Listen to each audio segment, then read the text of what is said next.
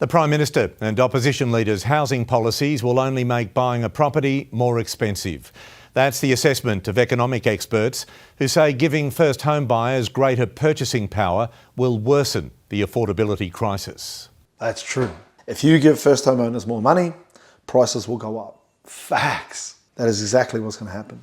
The cost of having your own home, the central theme. A great example of what we're going to do around the country. Anthony Albanese visiting an Adelaide estate where houses are set aside for first home buyers. To make sure that people have accessibility for home ownership. Peter Dutton in Brisbane, offering the same assurance but a different prescription. To provide support through the tax system to help you service your loan. Labor promising to build 100,000 homes reserved for first home buyers and extend the 5% deposit guarantee to all new entrants to the market. The Coalition's rival housing policy to allow buyers to tap into their super for a deposit, the same 5% government guarantor scheme and tax deductibility for first home buyers' mortgage interest payments.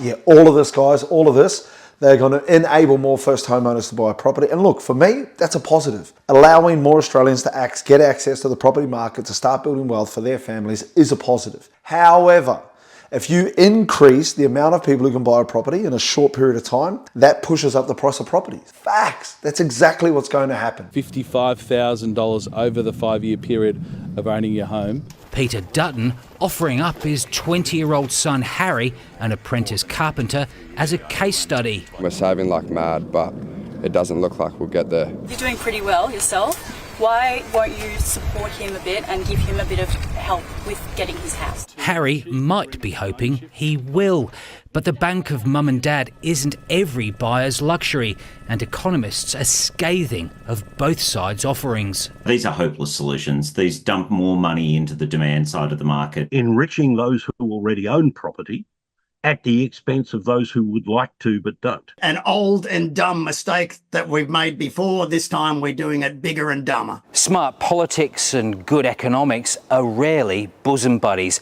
especially in an election. Look, I'm going to have to agree. No matter who wins the election, property prices are going to go up. It don't matter whether it's Albo, whether it's Dutton, whether it's Liberal, whether it's Labor. It doesn't matter. No matter who wins, they are going to give first homeowners more money.